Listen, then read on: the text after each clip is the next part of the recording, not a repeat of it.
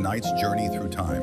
Close your eyes and let your breathing slow as we travel back thousands of years to an ancient land where magic still flowed like rivers through the world. Tonight, we visit the legendary Moonlit Garden of Eternal Dreams, a place spoken of in whispers by the wise ones of old. Let the soft cadence of this timeless tale carry you gently into the realm of peaceful sleep. Long ago, when the world was younger and the boundary between dreams and waking life was thin as morning mist, there existed a garden unlike any other. This garden lay hidden in a valley so remote that only the moon could find it, bathing its pathways in silver light each night. The garden belonged to an ancient keeper named Seraphina, whose age was counted not in years, but in the countless dreams she had tended. Her hair was white as starlight, and her eyes held the deep blue of midnight skies. She moved through her garden with the grace of someone who had learned to walk in harmony with time itself.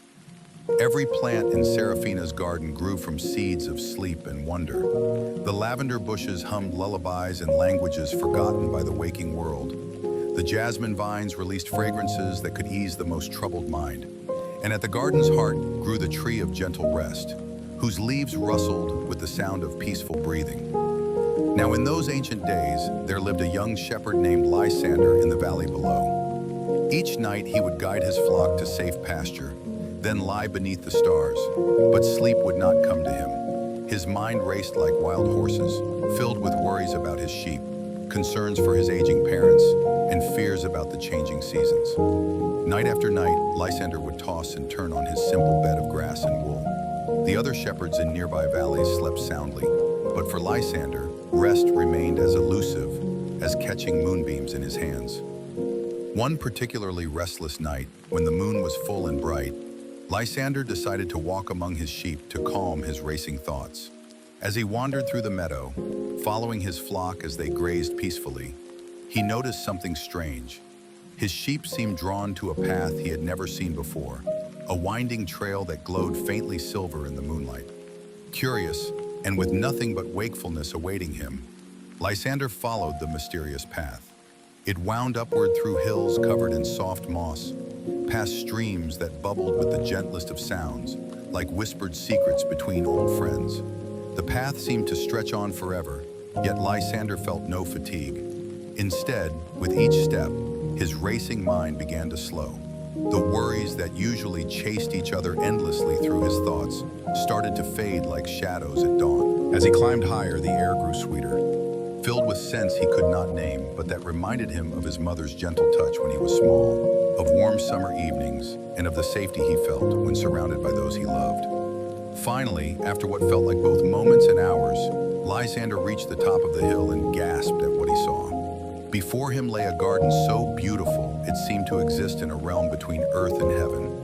Moonlight pooled like liquid silver on pathways made of smooth, pale stones. Flowers bloomed in shades of deep purple, soft blue, and gentle white, their petals seeming to glow with their own inner light.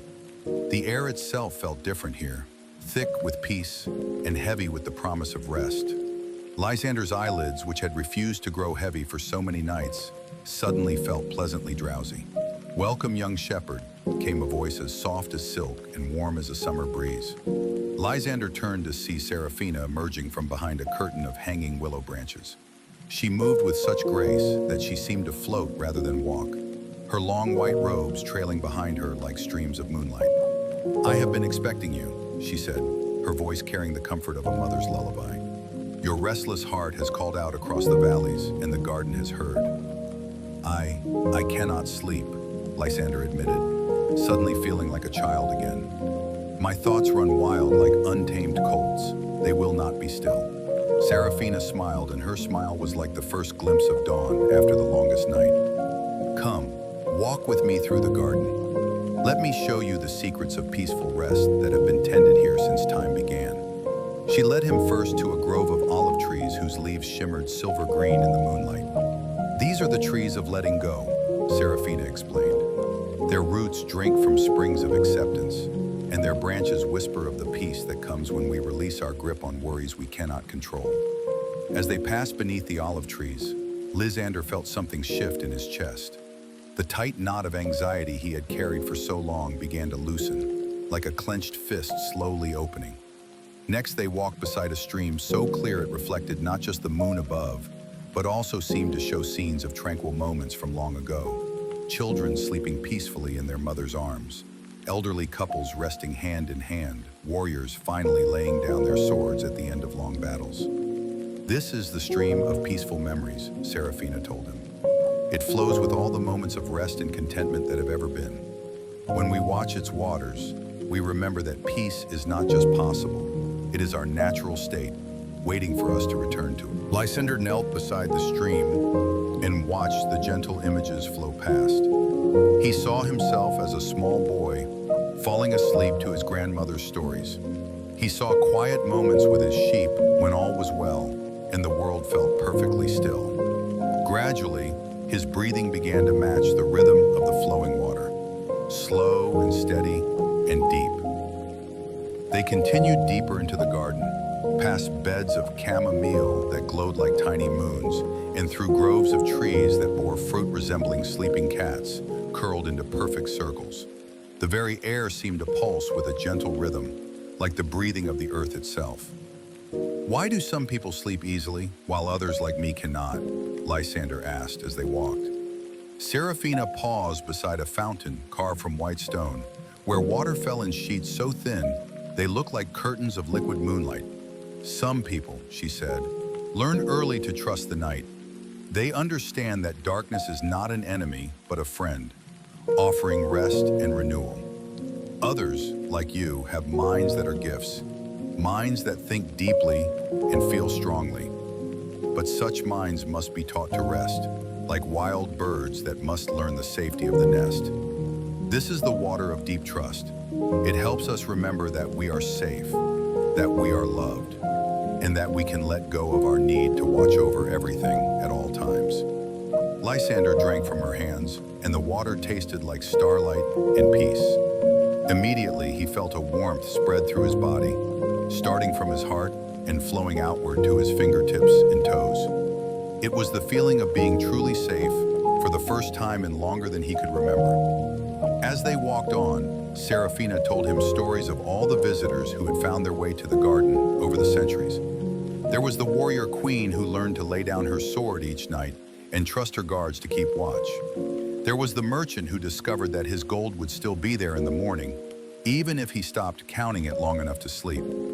There was the mother who learned that her children would be safe through the night, held in the arms of dreams and protected by love. Each story was told in Seraphina's gentle voice, with a rhythm that matched the soft rustling of leaves and the distant sound of night birds calling to one another across the garden. Lysander found his steps growing slower, his eyelids growing heavier, but in the most pleasant way possible. They came finally to the heart of the garden, where the great tree of gentle rest grew. Its trunk was wider than 10 men could wrap their arms around, and its branches reached so high they seemed to touch the stars themselves. The leaves were shaped like crescent moons, and they rustled with the sound of countless gentle breaths. Beneath the tree was a bed of the softest grass Lysander had ever seen, cushioned with moss that felt like silk and surrounded by flowers that released the sweetest, most calming fragrances with each gentle breeze. This is where those who have forgotten how to sleep come to remember, Seraphina said. The tree has been growing here since the first dream was dreamed. Its roots reach down to the very center of the earth, where all peace begins, and its branches reach up to catch stardust and moonbeams. Lysander felt drawn to the soft grass beneath the tree. As he approached, he noticed that the tree's bark was carved with symbols, not letters or words, but shapes that spoke directly to the heart. They told of rest and renewal, of trust and safety, of the natural rhythm that flows through all living things. "May I rest here?" he asked, though his eyelids were already growing heavy. "That is why the garden called you here," Seraphina replied. "Lie down, young shepherd, and let the tree of gentle rest teach you its ancient wisdom." Lysander lay down on the impossibly soft grass and immediately felt as though he was being cradled by the earth itself. The tree's branches swayed gently overhead, creating patterns of silver moonlight and soft shadow that danced across his face like gentle fingers. Seraphina settled beside him, her presence as comforting as a mother watching over her sleeping child. Now, she said, I will teach you the ancient art of releasing the day. Her voice took on an even more musical quality as she began to speak. First, we thank our bodies for carrying us through the day. Thank your feet for every step they took, your hands for every task they completed, your eyes for all the beauty they showed you. Lysander felt gratitude flow through him like warm honey, and with it came a deep relaxation he had never experienced before.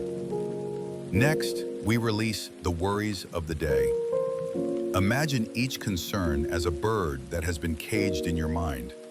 Open the cage doors and watch them fly away into the night sky, where they dissolve into stardust and become part of the vast, peaceful universe.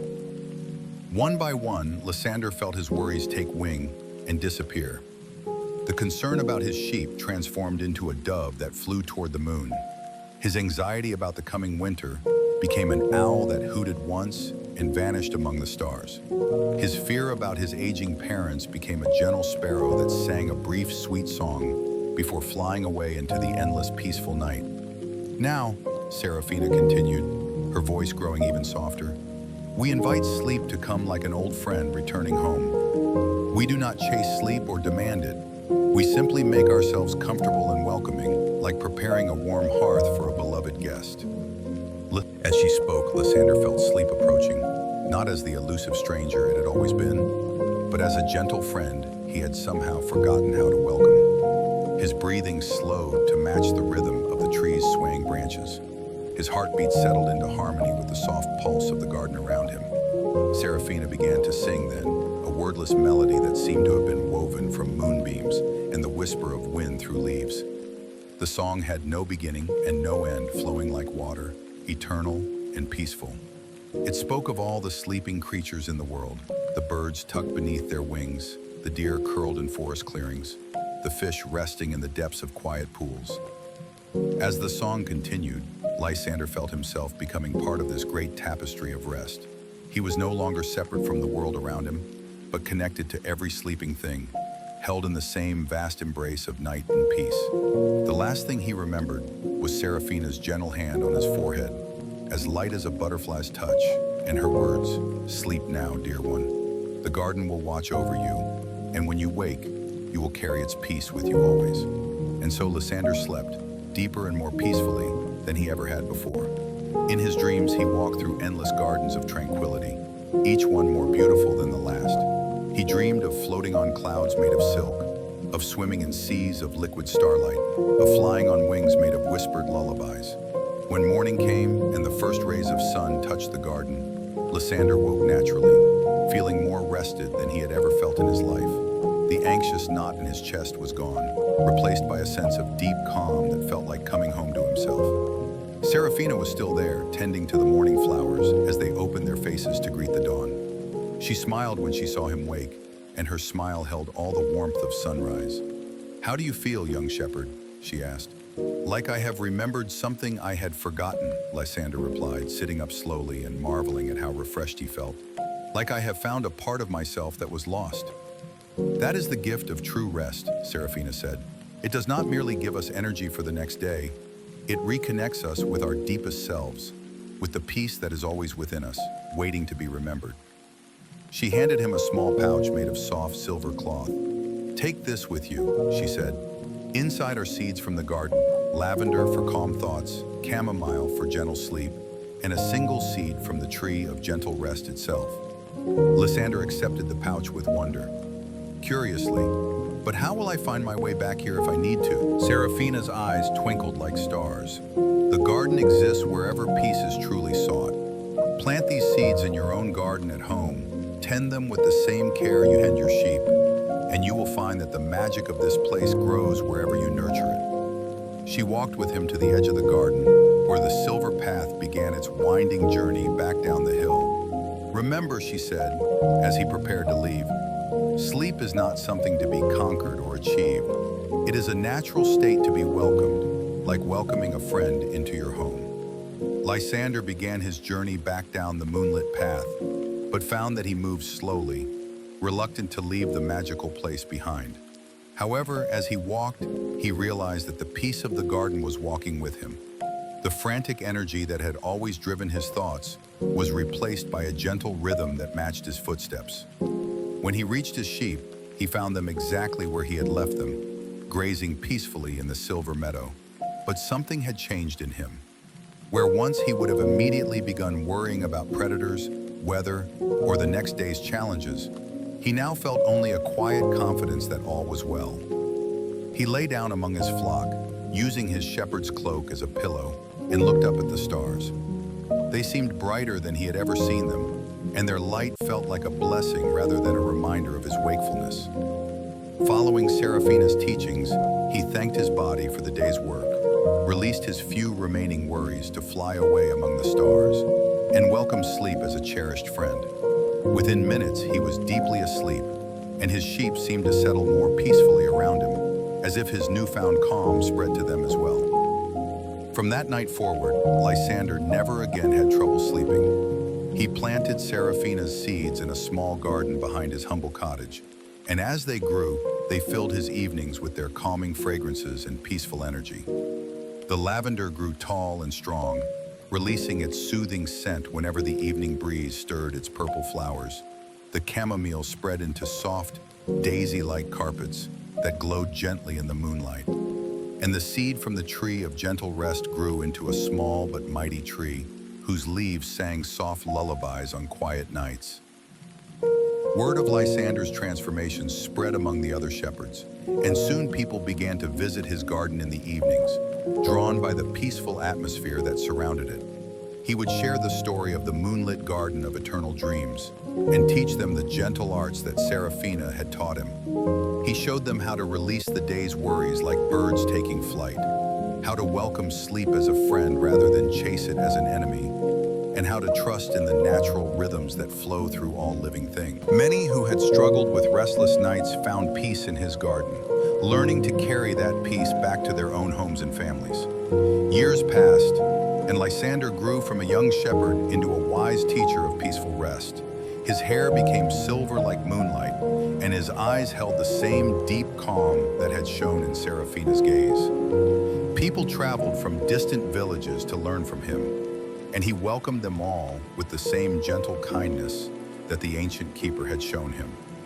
Sometimes, on nights when the moon was full and bright, visitors to Lysander's garden would swear they saw a figure in flowing white robes, walking among the flowers, tending to them with infinite care. They would catch glimpses of starlight hair and eyes, deep as midnight skies, and they would feel a presence of such peace and wisdom that their own hearts would settle into perfect calm. Lysander would smile when they told him of these visions, for he knew that Seraphina had never really left. The garden she had created existed wherever people sought true peace, wherever they learned to welcome rest as a sacred gift rather than view it as time lost from their busy lives. As he grew older, Lysander would often walk in his garden in the evening hours, tending to the magical plants and sharing their peaceful energy with anyone who sought it. He would tell the story of the moonlit garden of eternal dreams to children and adults alike, his voice taking on the same gentle rhythm that Seraphina's had carried. Sleep, he would tell them, is not the opposite of life. It is life's most peaceful expression. In sleep, we return to our truest selves, free from the masks we wear during the day, free from the worries that cloud our vision, free to simply be. He taught them that every person carries within themselves a garden of peace, waiting to be tended and nurtured. Some people's gardens were overgrown with the weeds of worry and stress, but with gentle care, those weeds could be cleared away to reveal the beautiful flowers of tranquility that had always been growing underneath. The secret, he would say, settling back against his own small tree of gentle rest, is not to fight for sleep, but to create the conditions where sleep feels safe to visit. Make your mind a welcoming place, your body a comfortable home, and your heart a peaceful sanctuary. And as the years flowed by like a gentle river, Lysander's garden became known throughout the land as a place of healing rest. People would come from far and wide, carrying their burdens of sleeplessness and anxiety, and they would leave carrying the seeds of peace that would grow into their own gardens of tranquility.